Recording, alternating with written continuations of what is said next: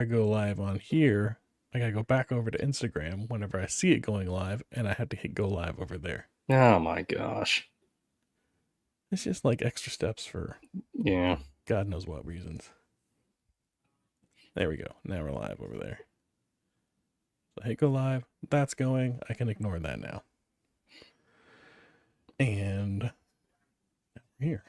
We're in it. We're here. We're late, but we're here. We're not that late. Are we?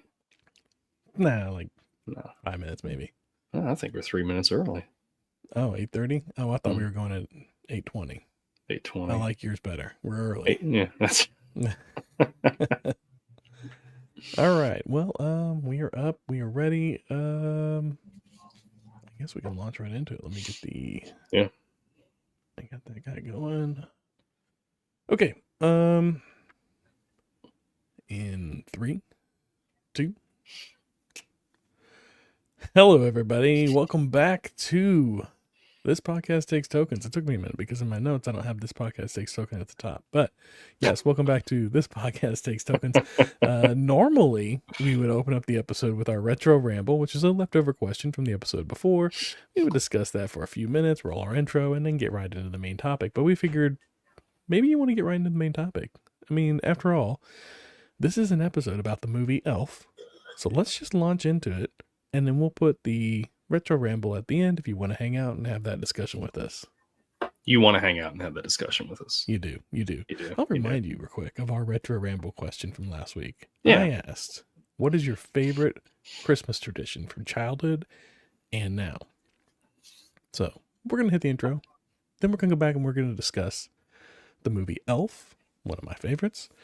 Then we'll get into the Retro Ramble and all that other fun stuff. So until then, hang out with us and we'll be right back.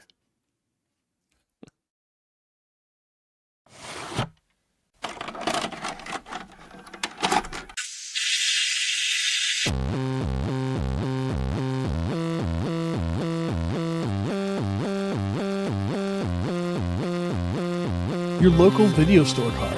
A comic book in your back pocket. Games with no tutorials.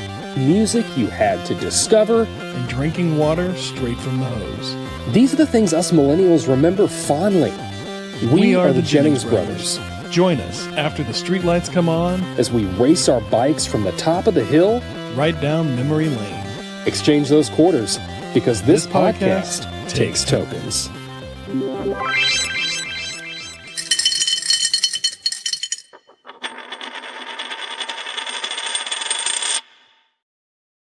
There's some things you should know. First off, you see a token on the street, leave it. It isn't free podcasting. Second, there are like 30 retro podcasts. They all claim to be the token, but here is the real one. And if you see a sign that says podcasts, that doesn't mean that they're letting you look at movies before Christmas. But we are here. We are ready. And we're going to talk about the movie Elf. Enjoyed that one? Okay. I liked it. Yeah. I liked Did you now? Well, yeah, I liked what you said. Now, I'm not going all in and saying that I liked Elf. There were some clever parts in it, but right. we'll get into all that. We'll get into all that. So we should set the stage here. Elf is one of my favorite movies, and not so much yours. Not one of my favorites, but that's okay. And one of your favorite movies was The Muppet Christmas Carol. Absolutely. Not one of mine, but we watched it last week. And so in return, we're watching Elf this week. We're getting it out of the way.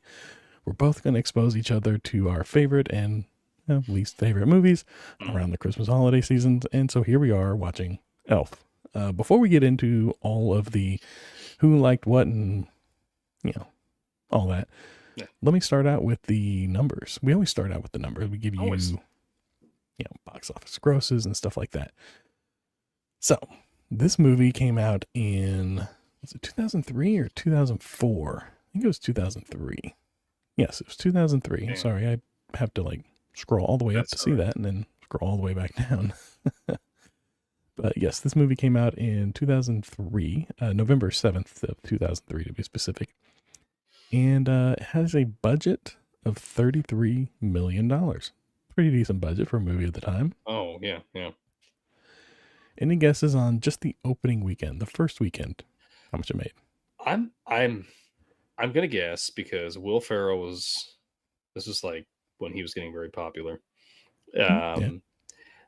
I'm gonna say it earned its money back. Ooh, very close in the opening weekend. 32.1 million. Okay. Yes. Okay. I mean, I remember this movie was very popular. It was. Yeah, you were right. All right. Now the big one. Worldwide gross. Total gross. Total. Total gross. 150 million. And I've seen conflicting reports, but I'm going off IMDb, as I always do, as my official, what the grosses were. Mm-hmm. IMDb reports a worldwide gross of $230 million. Wow. But I've seen other reports that say like 300. So I'm going to go with the 230. That sounds about right. I would think IMDb would be pretty accurate when it came to that. Yeah. So, they're kind of insiders, industry insiders, if you will. Industry insiders. There we go. All right, now for the fun one. We're going to go into the Rotten Tomatoes, and we're going to look at the tomato meter and the popcorn meter. Tomato meter, this is the critics. What do you think the critics thought of this one? 83. 83? Man, you were on fire. It's 86. Very close, 86. You always do good at this one. Much better than I do. You just tapped into that, I guess. Just a good guesser. I'm not like looking ahead. I'm just. Oh no, I believe you. I'm guessing. All right, popcorn meter. What do you think on that? This is the audience score. I'm gonna say an 80. 80 again, very close, much closer. 79% from the audience score. Okay. Yeah, 79%. That's those are pretty high scores. Yeah, I mean that's very respectable. That's very positive reviews, really. Like I said, I remember this movie being very popular. I remember a lot of people. I was in high school when this movie came out, and I remember, I guess I would have been a junior in high school around that time. I had a lot of friends that went and saw this movie multiple times in the theater. And like back then I wasn't a huge Will Ferrell fan, and I'm still not. We've discussed that. There's a few of his movies that I do like. But this that's fine. I'm not there yet with this. But it's okay. I will happily discuss it with you. Yeah. So you remember it being out. Did you go see it when it first came out, or did it take a while for you to get around to it? No, it took quite a while. I don't think I watched it until probably after my wife and I got married. Oh, okay. Married so it's been a while. 10 years ago. So yeah. All right. So then, what did you think about it whenever you did get around to watching it? I thought it was annoying. Couldn't get past your bias, huh? I couldn't at the time. I couldn't get past. Yeah, I couldn't get past Will Ferrell. All right. Now, let's talk about it now. I'm not gonna jump and say that I loved this movie, but warming to it. I'm warming to it. There were, like I said, there were some very clever parts in it. Yeah. I really enjoyed the ending of it. How everything wrapped up with him and his biological father, and then him and his elf father. I thought all that came together very well, and how James Caan, is it Caan? Anyway, I always heard Caan. How he really stepped up and became a father, not only to Buddy, but to his other son. Yeah. And I liked the arc there for him. Mary Steinberg, always great. Always a pleasure. Love watching her and things. I think she always does a very good job. Yeah. I mean, it's something I would probably watch again if the family wanted to watch it. I probably wouldn't go watch it for my own enjoyment by myself, but yeah, it was okay. It's a good family film. Yeah. All right, that's good. I'll accept that. Well, I'm glad you're warming up to it. That makes me feel a little better. Yeah. I was watching this movie and I'm thinking, man, how can he not like this movie? But I guess like if Will Ferrell is not your guy, then that could do that. Yeah, it's a lot of Will Ferrell. I was thinking the same thing about the Muppet Christmas Carol when we were watching it last week. How can he not like this movie? I don't know. It's just what it is. Hey, I warmed up to it a little bit. I mean, it was, they had its moments for me for sure. Where, like the old song says, I start walking your way, you start walking mine. We meet in the middle, We'll get there. That's right. Yeah, we'll get there. Oh man. Yeah, so like this one is probably this is probably one of my favorite Christmas movies, but it wasn't always. This movie came out in 2003. I don't think I got around to seeing it until 2005. Might have been 2004. Christmas of 2004, I think I saw it. But yeah, I thought it was fun when I saw it, but I was 23 whenever I saw it and not a family man. So for me, it was like, okay, that was fun, but where's the guns? Where's the violence? Where's the fun? Where's the yippee-ki-yay? Yes. I was watching, what is it, like Bad Santa. That was my Christmas movie. Oh, yeah. So, coming around to this, it didn't really catch at first either. But, I got it. I thought it was fun. And then my wife and I started dating, and we're combining our DVD sets, and we both have a copy of Elf. And so we had 2 copies of Elf on our DVD shelf for quite a while. And we started watching it. Yeah, right. So we started watching it and at Christmas time, and then the kids came around and started watching it with them, and we can't really they won't watch it with us anymore. Like they watched it with us the first couple times because we're mom and dad and we control the TV and y'all hang out with us type of situation. But now they're somewhat independent and they go off and they do their own thing and they don't want to hang out with us and watch Elf anymore. Taylor, I believe, called it cringy was her word the last time we talked about it. So I don't know if I'd go that far, but okay, that's fine. It's a teenager for you. That's right. But so we just watched this one from the week here. Yeah. And actually they are doing a special on TBS for the longest time traditionally would run 24 hours of A Christmas Story, right? Well, this weekend they ran 24 hours of A Christmas Story. Then I think today they're running 24 hours of Elf. And then tomorrow they're doing 24 hours of National Lampoon's Christmas Vacation. So they got 3 of them back to back now. I've always enjoyed A Christmas Story. Yeah. But when they run it for 24 hours, I'm like, I only need to watch it once. I only need to watch it once. I don't need to see it. I guess maybe they're like, well, now everybody can watch it, whenever they want to watch it and have time. But that's still doing it. 24 hours of it. That's a lot. It's a tradition. That's sure. I guess you can just tune in whenever. It's a tradition. Let's just, let's let's irritate people. It's a tradition. What's the one that they always run on Christmas time? With every time an angel. It's a Wonderful Life. It's a Wonderful Life. That's what it was. Not dies, but gets every time a bell rings, an angel gets his wings. Rings. That's what it was. Yeah. I was trying to fit in, and every time an angel rings, and it wasn't working in my head. But thank you, you got me there. Every time an angel rings, a bell gets its wings. Yes. You can see We'll do that next year. We'll do. Yeah, absolutely. We'll watch It's a Wonderful Life. I enjoy that one quite a bit. I hadn't seen that one until. We'll talk about it next year. But anyways, yes, Christmas Story. So now we watch it every year, and I may end up watching it again this year. I don't know, because for those at home, today is the day after Thanksgiving. We record these about 10 days before they actually go out. Yeah. So, we're not.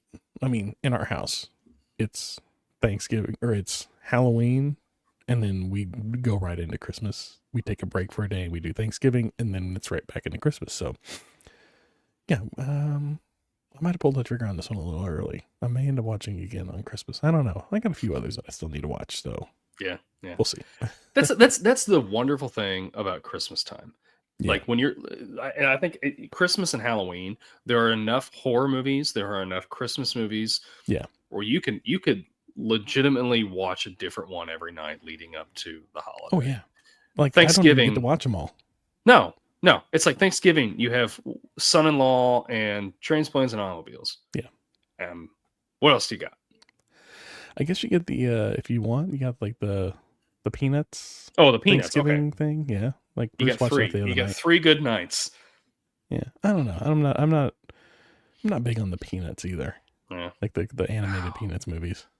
You are just putting a knife in our aunt's heart right I now. know. But it's the voice acting for the Peanuts movies that bugs me. Like it's just very, I don't know.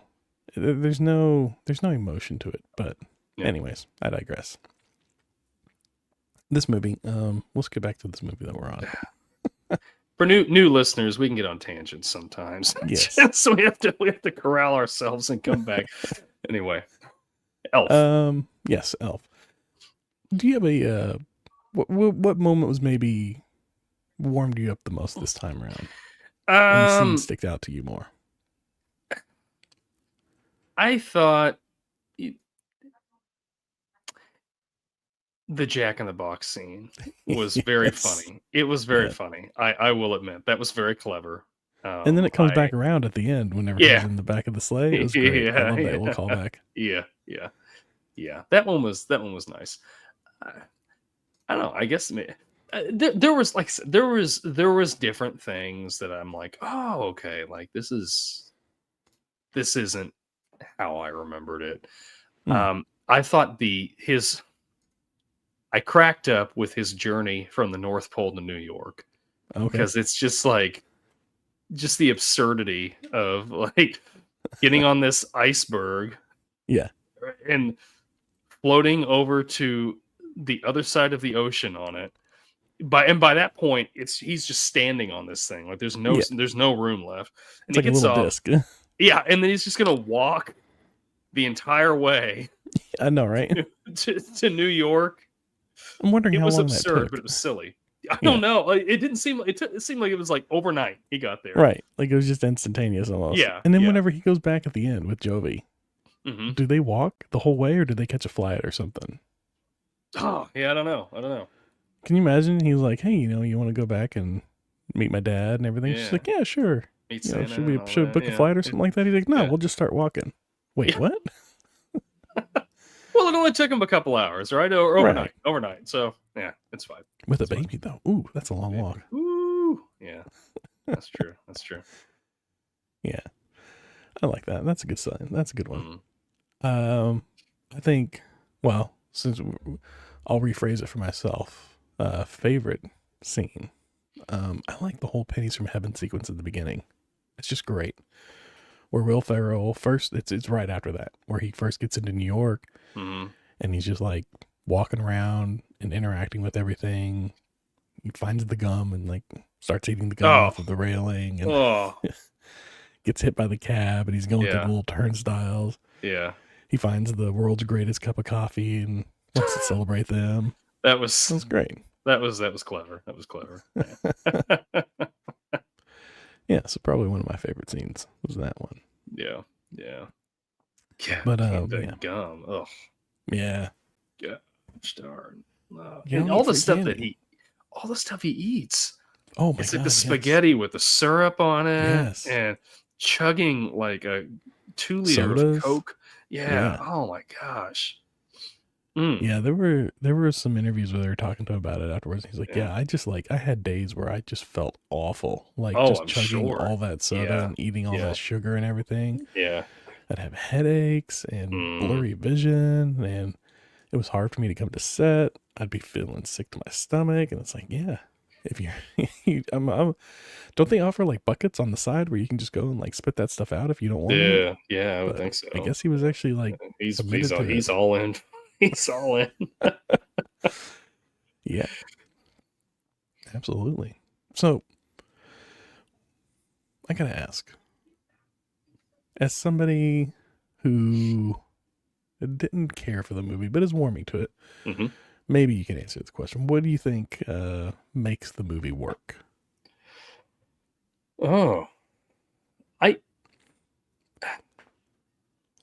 So this is not going to make any sense based on how I feel about Will Ferrell, but I feel like the casting makes it work. Like I really can't see another actor in this role. I take that back. John C. Reilly, I could see doing this. John C. Reilly. Yeah. You know what I'm talking about? That's John C. Reilly. That's yes. Wreck-It Ralph and all that. Yeah, I could see that. Although I think it wouldn't be the exact same. But I don't know. Like I just felt like the casting was really all the other characters. I felt like it was all very well done. I felt like the story wasn't. There was a little bit of adult humor in it, but it wasn't like blatant. It wasn't something that I felt uncomfortable watching with my daughter. Yeah. And I just feel like it is a well-written script. For what it is, it's fun.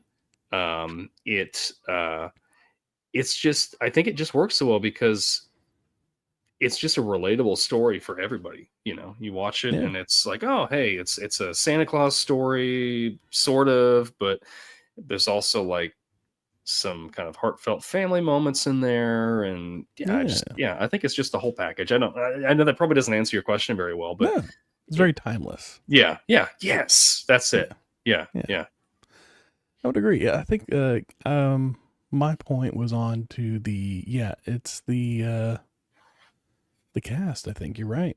Like specifically for me, it's that sense of childlike wonder that Will Ferrell tends to bring to this part. Like it's like he's experiencing everything for the first time, and he really sells that, and it works, and it's not annoying or weird. It's like it just works. It's weird how it works, but it works. And I think you could see a couple other people in this role. So let's do some history, if you will. Let's go down a little bit of history here. Alt history, yeah. So this movie's actually it was kicking around Hollywood for about 15 years before the movie was made. Originally, they had, you want to guess who they had attached to it originally to play this part? I'm going to say Jim Carrey. Jim Carrey, very close. No, it was a young boy by the name of Chris Farley was set to play this role. Really? Wow. Yeah. Okay. Which I could totally see. I could totally see him in this role. Yeah. Making the best of it. Yeah. So he was tied on to play this part. He was ready to do it. Then tragically, we lost him, and the movie got shelved for a while. And it kind of sat. And then they got Jim Carrey. And so, yes, Jim Carrey was attached as well. And he went back and forth on it for a while. Then he got I don't know if the Grinch knocked him out of this, how that worked. But from what I've read, him getting the Grinch had something to do with him backing out of this movie. Like he didn't really get multiple Christmas movies because I think the Grinch came out around the same time, didn't it? I think it did. Yeah, it was around then. So he was out, and then Will Ferrell was getting hot coming off of SNL, and sure enough, there they go. They cast Will Ferrell. They actually filmed it in 2002 in New York in December, all the exterior stuff. Then they went up to Vancouver and they filmed all the interior stuff. And so that's a little brief history about the movie, if you will. But Will Ferrell, or not Will Ferrell, Chris Farley would have been. Yeah, he would have been good. It would have been fun. I can see that. Yeah. It would have force because I think it was a different script. It was a little more PG-13. They said. Oh, okay. Yeah. But still, I think like he would have that childlike wonder that that Buddy has in this movie. That innocence. Yeah. So I thought that was fun. Yeah. James Caan, fantastic casting. Oh, perfect. Yeah. I can't picture another person playing that. He does very well in that. Maybe De Niro. I can see De Niro in a part like that. Yeah. But it's kind of like kind of the character. A tough guy. Yeah.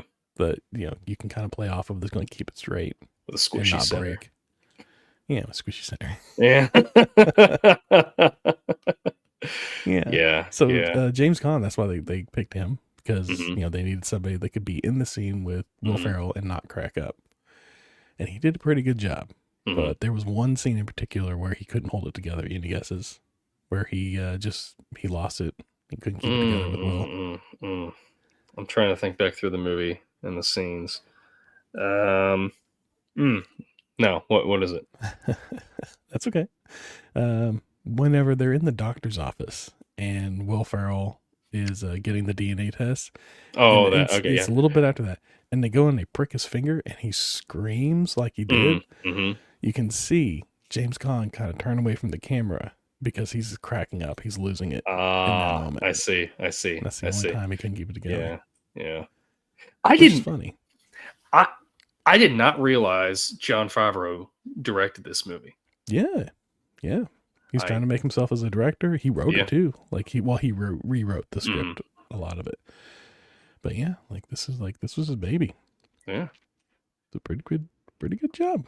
Yeah. Not bad. Yeah, wasn't bad. Yeah. He actually played several parts in the movie too. Not only did he play the doctor, he was the narwhal. He was the voice of the narwhal and voice of the penguin. I thought they got the original actors from those, because I think they got the original actor for the guy that played the Frosty the Snowman. Yeah, was that? I don't know, because I'm not super familiar with those. They're okay. Don't get me wrong, but I'm not Leon Redbone. That's who played him. Okay. I don't know if he played the original one. I guess I couldn't tell you. Yeah, I don't know. But I'm not a huge fan of those old stop motion Christmas ones, but I do love that whole aesthetic, and I love the use of it in this movie. Yeah. I think it works, and it does have a classic approach. It was a nice throwback to that old, because again, I think when I think of Christmas, I think of those because I would watch those movies, or they'd air them on CBS or whatever, around Christmas time. And I remember sitting in the living room and watching, in particular, Rudolph, but Frosty, and then Jack Frost, and they had the Santa Claus one, and I just feel like that kind of stop go animation sort of a thing is very it's burned into my memory of Christmas time, whatever. But it was fun that they added all that in there. Yeah. Like I said, I like that aesthetic. It's just it's a very tactile look, and I like it, but I just don't like stop motion animation so much. But it works sometimes, but not all the time. I would say it's not a hard no on me, but somewhat. Got to be done right for you. Got to be able to enjoy. Yeah. I need some good voice acting too. That's the problem I have. I think with a lot of these older things is the voice acting just isn't it's very phoned in. It's very afterthought, and it takes me out of it. I can't get into them. Yeah.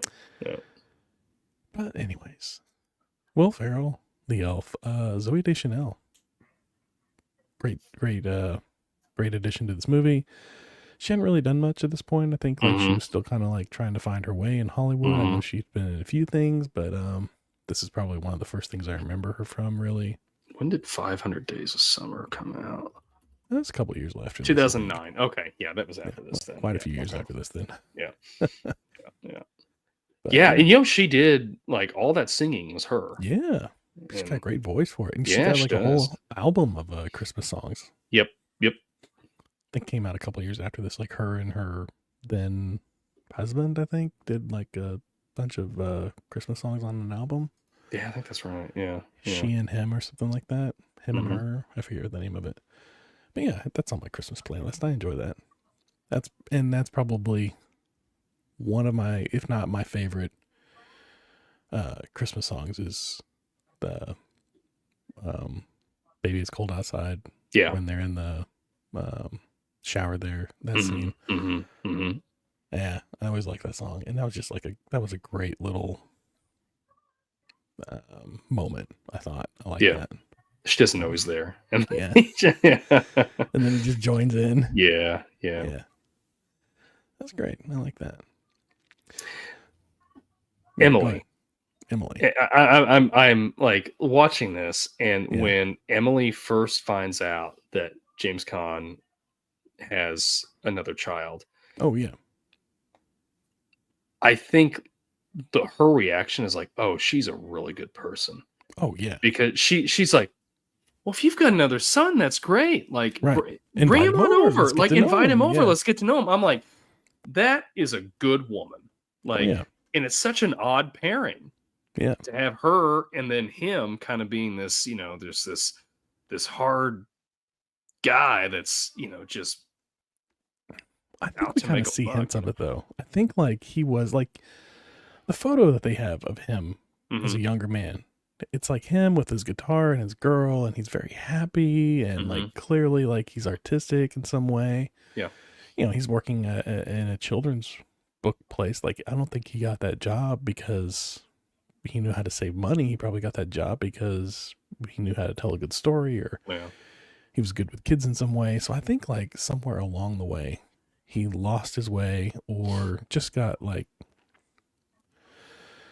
swept up with work, whatever the story is. And yeah, he just kind of hardened and calloused a little too much. And she remembers him for who he was, like whenever she first met him. And she's trying to bring that back out of him. And I think when everybody comes around, then she's like, like, this is part of your past. Let's reconnect with that. And maybe we can soften this up a little bit and like, get you back the man that I first fell in love with back. The one that, I started a family with, that we had a son with. Maybe you can reconnect with him. And I think she sees it as that avenue. There's a way to do all that. Yeah. And, yeah. But yeah, she's very, very sweet.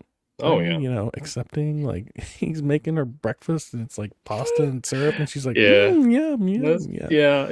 Very supportive. And then she gifts him for Christmas that big jug of maple syrup. Did you notice that at the end? Yeah. She knows what he likes. Yeah, she does. Yeah. Yeah. I like whenever he's sitting at the table and he's like, do you got any maple syrup? And she's like, no, we're having spaghetti. What are you talking about? He's like, oh, hang on, I got some. And he's like, he reaches down in his sleeve. It's in his sleeve, yeah. It's so weird. His emergency maple syrup. Yeah. Yeah. That was fun.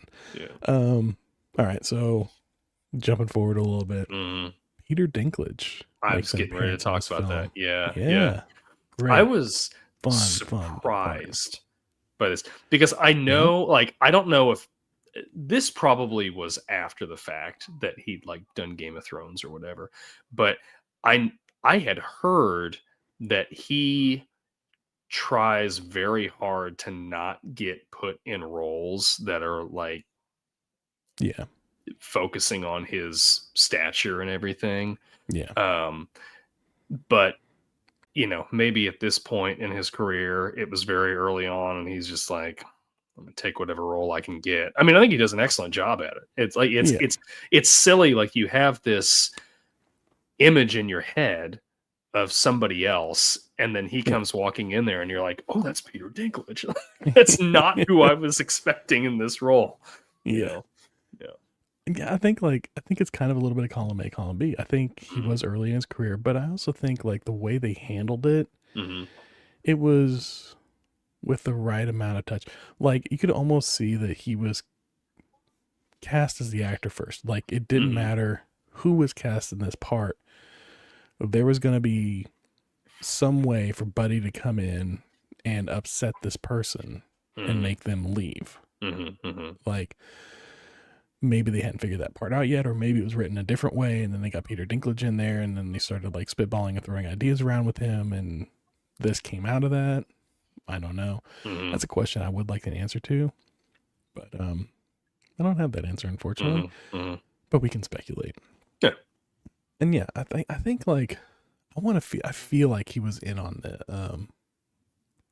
the development of this part in some way.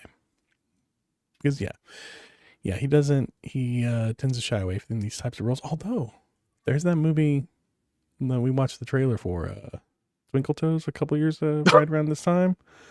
He was leaning pretty hard into it at that point. So bad. That movie looks so bad. We have to cover that sometime. We need to we'll have to pick some time. Like, okay, this is a movie neither one of us have watched. Yeah. We've got to watch it. Yeah. Oh yeah. I think we need to make that like a Twinkle Toes, a quarterly thing where we're watching movies we never watched. Yeah. Experiencing things we're all new. Yeah. I feel like those are the funnest ones. Tiptoe. Unless it's something that we just don't like. Yeah, Tiptoes. Yeah, that's what it is. Yeah. Unless something we don't. Yeah, because we need to hit that, like The Room, and anyway. Yeah. But yeah, he was. Yeah. He. Back to Peter Dinklage. What were you saying? I'm sorry, I completely went off the rails with that. But yeah. No. That was just kind of my point. Like it was just it was a great casting. It was a lot of fun. It was a fun part. It wasn't. I didn't feel like we were making fun of him. Like, even though he calls him an elf, but the innocence of him, you're like, oh, he doesn't know. He's not doing it to be malicious. He's like, he legitimately thinks he's an elf. Like, yes. Yeah. But the way he delivers it, does Santa know you're here? It's very like he kind of like the tone couldn't come off as condescending if you don't know who he is. And that was just always one of my favorite parts. And whenever he runs across the table and just kicks him, that's the best. Well, I like that he his character. I don't feel like he's really that good at his job. Like, they're Peter Dinklage's character. Yeah, they're giving him they're coming up with these ideas or whatever, and then they're like, well, what about? He's like, no, I don't like any of this. And they're like, well, what about what do you have? And it takes him a few minutes to come up with something, and then before he can bring it to light, Buddy walks in, and I'm like, does he really have good ideas here, or is he just stealing them from somebody else? Right. I don't know. But I think that's what's good about the character. It's elusive, and you're left kind of wondering who is this guy? Right.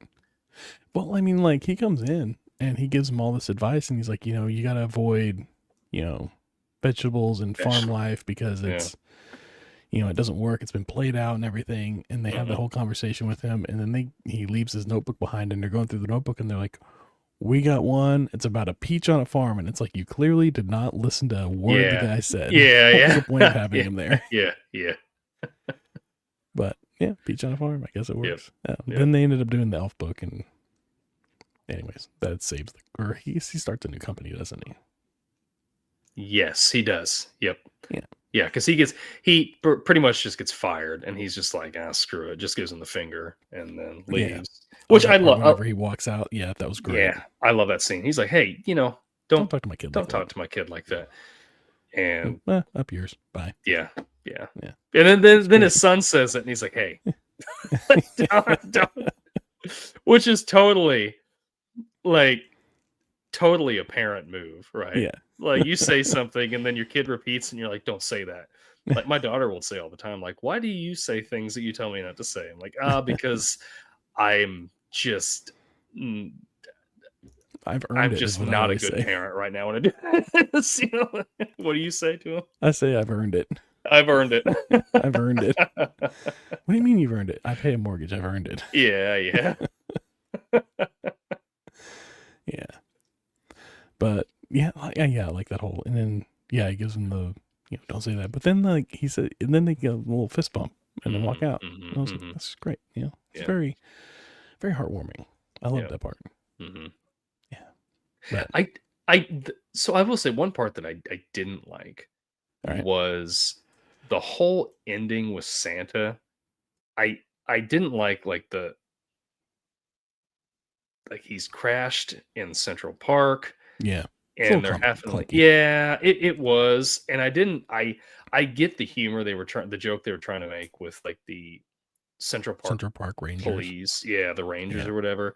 But I'm like, it just didn't hit me. I'm just like, I could have done without this part. Like, if they just would have had, they could have had Buddy fixing the thing. I don't know what the peril would have been that they would have been in, but I don't know. Kind of. Because he's not really concerned about being seen, because then they're seen.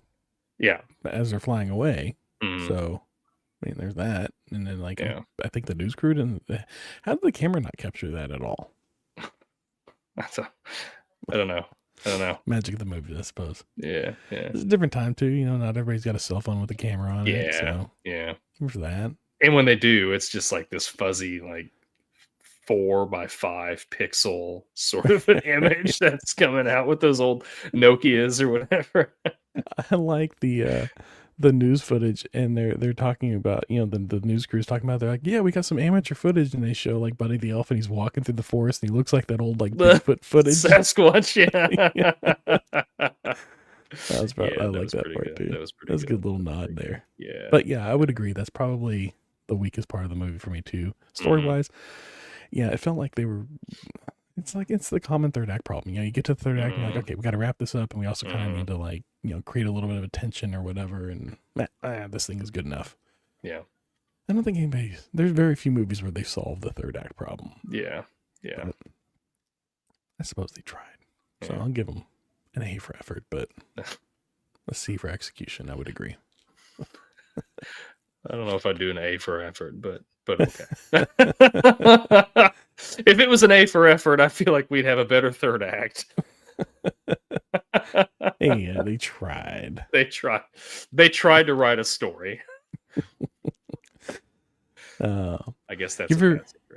You ever been on an elevator where somebody hit all the buttons on you, and then you got to ride every floor? No. My wife was laughing at that point. She was like laughing out loud. She's like, "It's so funny when I watch this scene," and I was like, "Oh, it's clever," but I wouldn't call it like, "Oh, I'm losing myself." Yeah. It's so funny. But she liked it. She thought it was funny like that, and that's great. Oh, I love it. That's great. It gets me every time too. Yeah, I like that part. Yeah, people.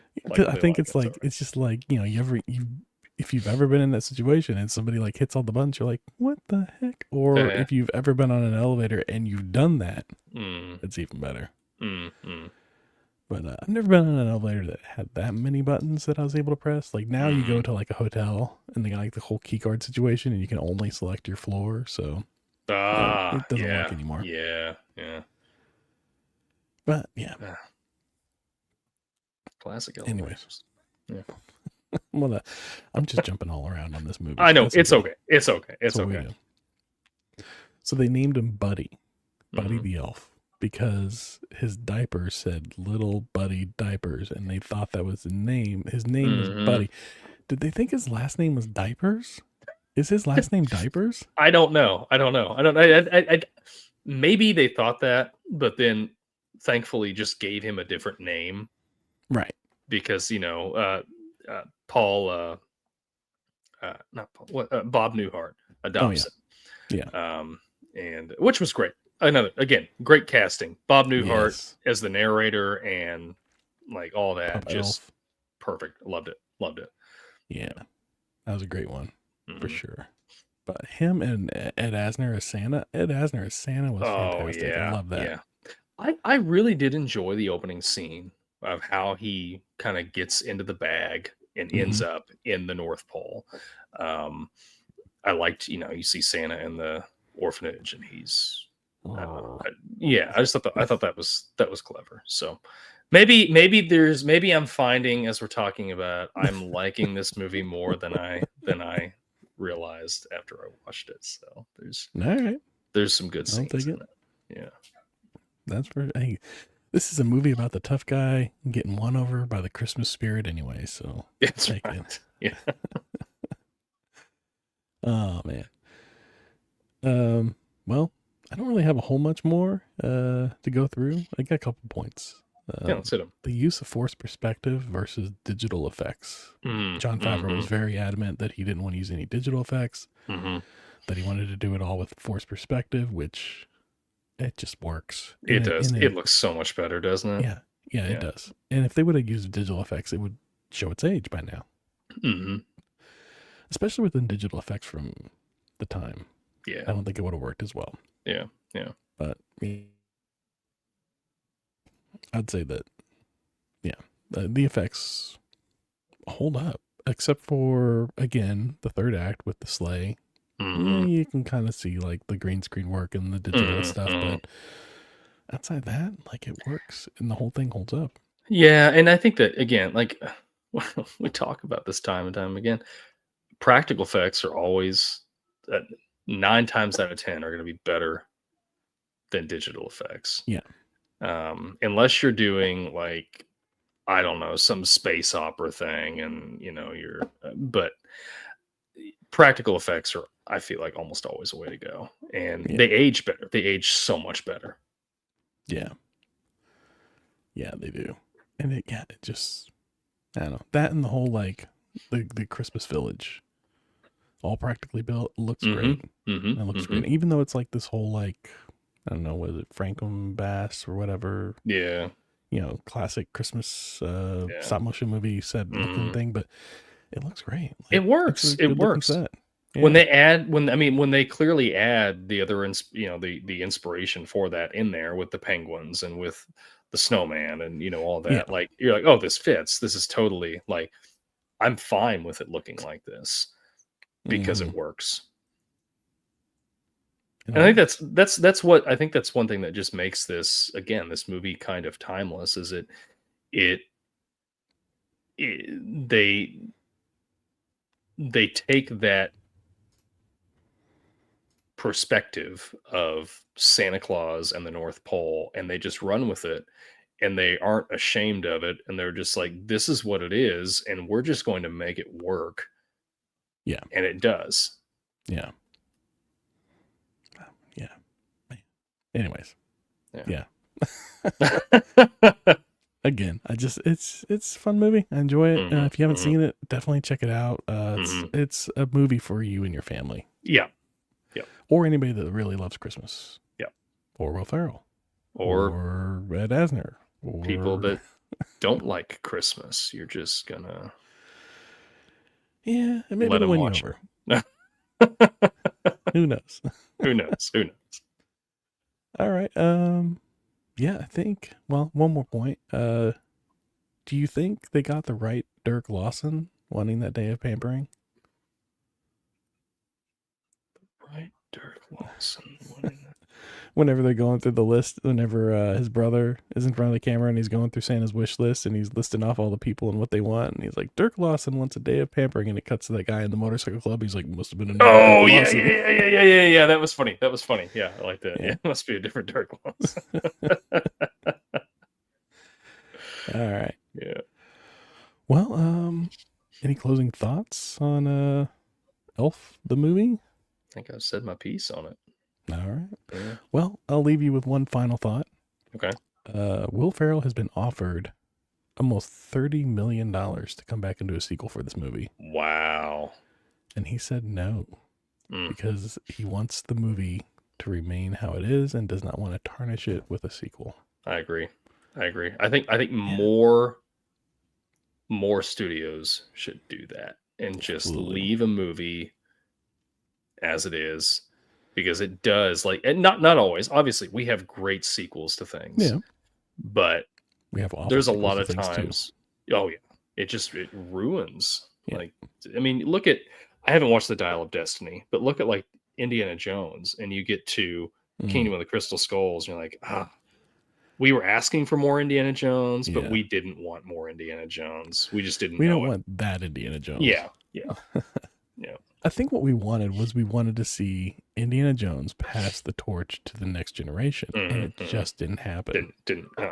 No. And I think in making the movie, because they wanted Shia LaBeouf to be that person, and they cast him, but I think in the time that they were filming the movie, the directors or producers or whomever were working with him in that part and thinking, and probably thinking, oh, we made a mistake. This is not the guy to pass it on to. And pivoted. which I think played a part in how poorly that movie came together. Because I think they had something originally, and then it just, you can tell whenever they tweak a movie in production too much, and that I think that's what that suffered from, is they didn't stick with it. Yeah. But what they should have done is they should have just went the route with recasting Indy as a younger kid, like done like the River Phoenix route, and just did like young Indiana Jones adventures. Or do the 007 route, just recast him every so often, start over again, or keep it going again. But I don't know, how does it work with 007? Indiana Jones is a code name. That's what it is. Yeah, 007's it's a code name. Yeah, that'd work. Indiana Jones code name. Yeah, I don't know. Yeah. Or I feel like it would be fun to watch Short Round come around and pick up the Indiana Jones there we go. Years later. Yeah. Like he could do that now. Like we could do that now, you know. Yeah. EK Kwan's having a good little comeback. Little resurgence. Yeah. Anyways. Anyway. That was Elf. That was Elf. A lot of fun. Yeah. I think we converted my brother to at least 2-star the movie at this point. 2-star out of how many are we doing? 5? I'll go 5. Yeah. I'd give it a 3. 3? Oh, right. Well, I'd give it a 3. It's a 5 of 5 for me. So okay. That was fun. Rewrite that third act, and maybe I'll give it a higher score. We'll work out the kinks on that one. I don't know what could they have done differently there, you think? Like, I don't know. I haven't given much thought though. Yeah, I don't know. Kind of accepted what it is, and I'm like, it's fine. Yeah. It's a weird part, but it works. Yeah, I don't really know what else they could have done.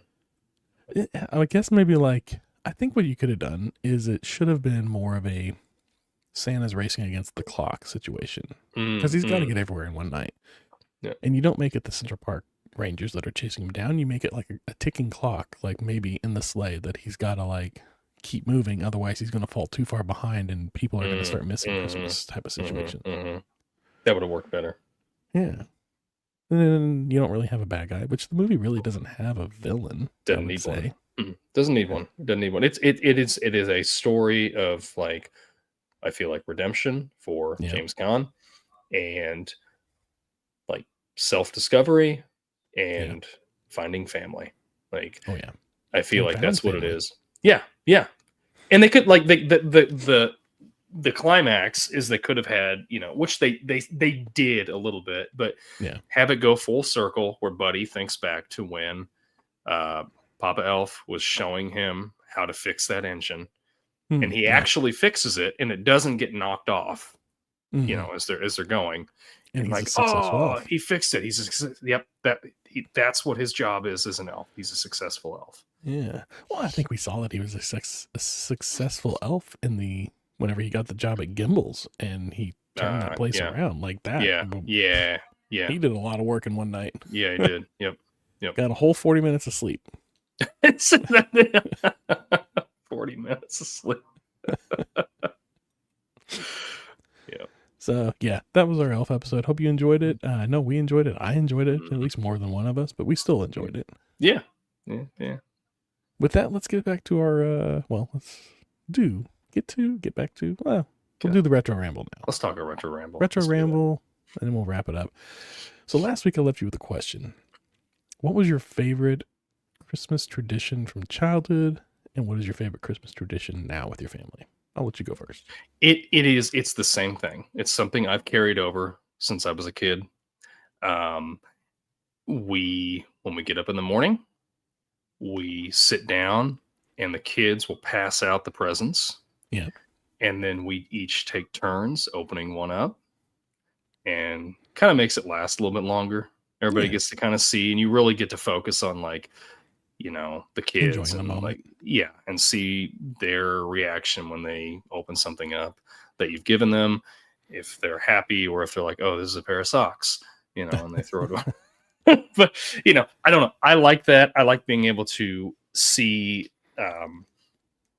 just live in the moment and see the reactions of, the kids and my wife, and just, I don't know. It's nice. And it does, it just makes it last a little. I mean, we spend a month and a half, if not longer, preparing for one day.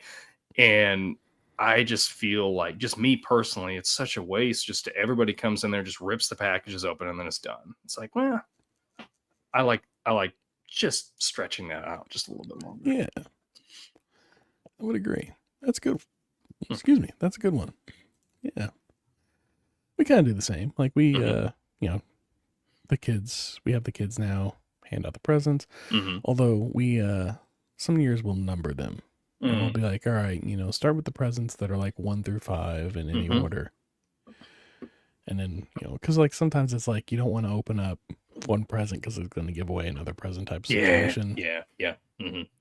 So sometimes we'll number them. We'll be like, you can only open up to one certain point before you move on. But yeah, we let them hand out the presents, and then we try and take time. I mean, we try. Sometimes, you know, kids tend to rush a little. They get a little excited. So no. And we don't want to turn it into like a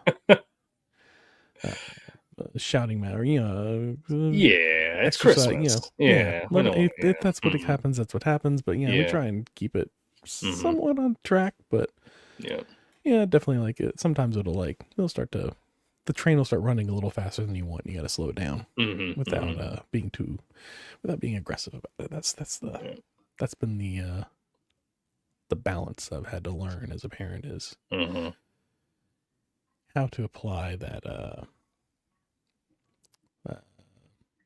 I don't want to say force, but you know how to slow the train down, if you will. Yeah. So, anyways, my favorite childhood tradition. I don't know if you remember this. We used to get stockings at Grandma's house, and there was a big apple, a big orange, and a banana in every one. Oh yeah. I love that one. Growing up, I always got the big apple, big orange, and banana, which is like apparently like something that comes out of like I guess Depression era. Christmases. Yeah. And she kept that going, and then Aunt Kathy kept it going after Grandma June passed. Yeah, she kept it going. Yeah. I did not. Do you still do that with your kids? No, I don't. Well, okay. Yeah. I used to put chocolate oranges in their stockings. Yeah, your favorite. My favorite. And I think so the first year I did that, they didn't like them. The second year I did it was a little bit selfish because it's like they don't like them, so they'll let me eat them.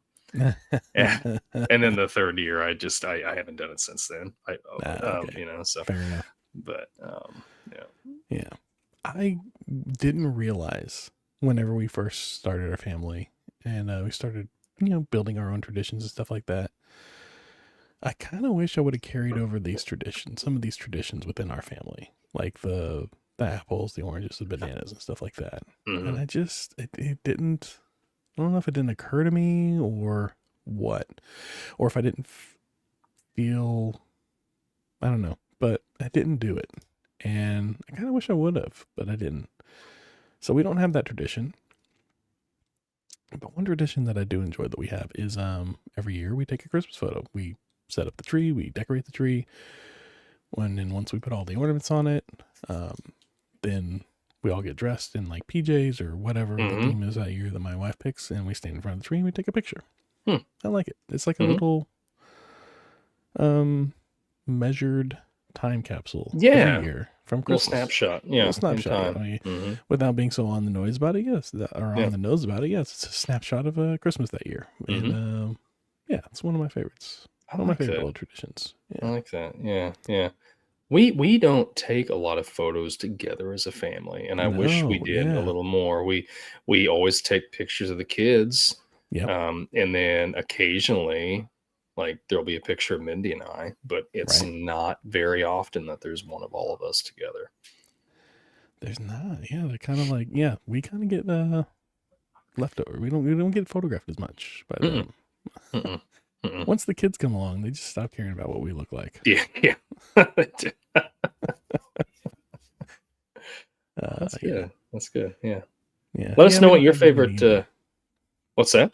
I was gonna say, we don't have as many photos of us either. Like, like that just that dies away. That's how it goes. It does die away. Got lots of pictures of the kids. Yeah. It's typical. Anyways, it's typical. I'll leave you to it. Yeah, let us know what your favorite childhood Christmas tradition was. What your favorite one is now. We'd love to hear it. If you want us to, we'll say it on the air, and we can discuss it on the subsequent episodes. A little bit of stale popcorn. Oh, what you got? So I had two things. So a friend of mine, she is very much into Lord of the Rings. Oh, okay. And she had sent me some information, if I can get it brought back up here.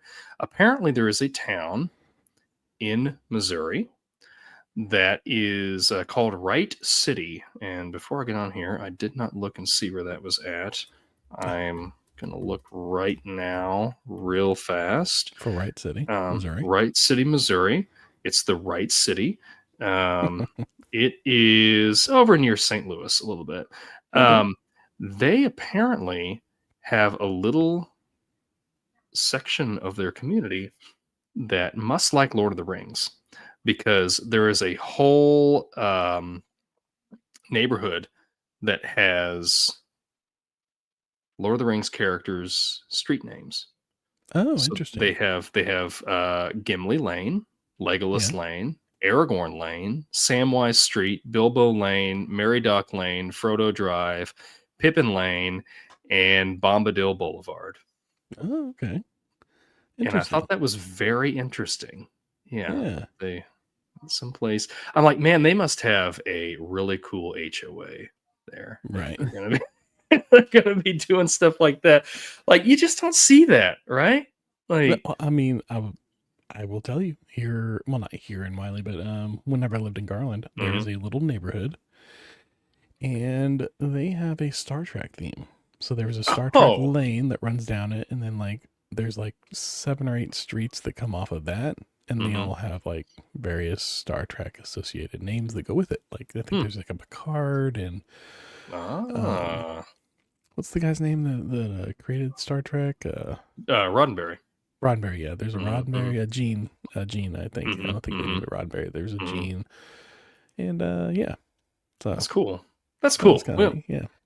The best we get here in my town is presidents. Yeah. We got Polk, we got Jackson, we got Clay, we've got Washington, JFK. Yeah. Oh, and then we go by numbers. We got 1st, 2nd, 3rd Street. Yep. And sometimes they're one and the same. Yeah. The other thing that I had, so have you heard of the Christmas train? Maybe. What are you talking about? Okay, so there's this Christmas train. I knew it came through town every year, but I wasn't that familiar with what it is. It's this train that's got Christmas lights on and everything. It comes through different towns, and they collect food, canned goods, stuff like that. And they always have. Apparently, didn't know this. They come here every year. They stop right in front of Lowe's, and they have a band that plays every year. This year, they had Smash Mouth. So Smash Mouth was in our little town here this week, playing a little concert, like a 30-minute concert. Who do they got heading up Smash Mouth now, I wonder? I guess it's some other person? Yeah, because their frontman passed away. I looked it up. I've never heard of him before, but a friend of mine, she sent me a video because she went to it. I was working. And he sounds just like that's like whenever they replace the lead singer from Journey, he just sounds like him. Yeah. But that's what you got to do. Kind of fun. But that's my stale popcorn. Yeah, I thought he was talking about like Christmas trains. We have Christmas trains around us, but it's like they'll take a train and they kind of like do it. Like one year we went to one and it was themed like Polar Express, and you got on it. Yeah. And you ride the train down for a few miles. They serve like hot cocoa, and you get like a nice little scenic view. You ride this old train, like clickety clack, and then they stop, and they have an engine on both sides, and then the other engine starts going, and it pulls you back in the direction. Across. Yeah. And so we've done that a few times in some various places. I think we did that in Hawaii too. Like they had one in Hawaii, and sometimes they'll put lights on them or decorate them up, however they want to theme it. So yeah, but that's interesting. I didn't know there's one that like toured the U.S., if you will. Yeah, I don't know where all it goes, but I know it comes through our town every year, and it always stops by Lowe's because that's the train track goes right by there. Yeah. When you're in a town of about 10,000 people, that's the central location. So, the Lowe's. Yeah. So anyway, you go ahead. I got one. I think I got one. We went and saw last night, Thanksgiving night. We went and saw Zootopia 2. Oh yeah, I enjoyed that one. Yeah, I liked the first one. Yeah, I didn't realize how much I enjoyed Zootopia. But I really like it. It's just like it's good theming. It's fun. Like it's just like full of all these little like puns that are just like so much fun. The way they name everything throughout the town, like there's Easter eggs galore. So it just like it just taps right into all that stuff for me. And I just I just really enjoyed it. And I just wanted to put it out there. It was a lot of fun. I enjoyed it. I had to watch it. So yeah.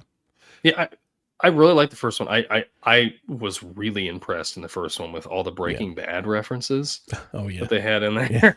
Like I'm watching and I'm like, wait a minute, what did I just see that? And of course, my daughter, when I was watching with her, she thank God she hasn't watched Breaking Bad, right? But they don't get it. Yeah, I think my wife was with me and she hasn't watched it either. But so I was the only one that was like, I think that's a Breaking Bad reference. And then like they did another one. I'm like, it is a Breaking Bad reference. Like, oh my gosh, this is great. This is great. Yeah, they did a Shining reference this time. That was really fun. That's great. So, but it was fun. I enjoyed it. I recommend it. Zootopia 2. Yeah, that's all I got. I had a couple others, but I can't remember them now. Yeah, that's all right. I had to write mine down when I thought about it this week because I'm like, I'm not going to remember. Because last week I was like, oh, there was something I was going to talk about, and I can't remember what it was. And anyway, but yeah, stale popcorn. I will give you, before we go, the retro ramble for next week. Excellent. What is one gift that you've given that you wish you could take back? Ouch. All right. Yeah, I have one, and it's a doozy. But anyway, we'll discuss that next these week. Questions without already having the answers ready. Yeah. So, next week, we are going to be talking one of my favorite rom-coms, actually. Just Friends. Yeah. Ryan Reynolds, Anna Faris, Amy Smart. Great movie. Watch it. Join us. We'll talk about it. Yeah. Can't wait. So. Yeah. All right. With that, we've reached another checkpoint, my friends. Sharing is caring. Please like, subscribe, share, thumbs up, ring the bell, comment. Do all the fun stuff. Do all the fun stuff. It really helps us out. We really appreciate it. And till next time, be kind, rewind. We will see you then. Thanks for listening, and hope you had a happy Thanksgiving. Hope you had a happy Thanksgiving. Yeah. And might I add, we do enjoy all those things. Hit us with all the buttons and all that. But really, what we would really like is some comments or some questions. That would be that'd be just a lot. We love those. Getting the questions like that really like gets us talking about things that we wouldn't think to ask one another or talk about. So yeah, bring us some questions. And see y'all next week. I'll see you.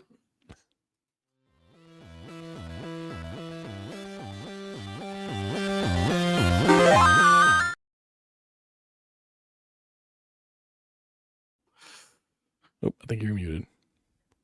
Am I? No, you're good now. No, I just didn't hear you were speaking. I couldn't hear it. I was. That's par for the course. I feel like. All right. That was fun. I enjoyed that one. That was fun. Gosh, we had several viewers on there at the beginning. That was. Did we? Wild. Yeah. Interesting. Well, I missed that. I was just like here for it. I'm going to go ahead and end that one over there. Yeah. And then I'm going to end our stream here, and we'll see everybody next week for Just Friends. Just Friends. Yeah, lots of fun.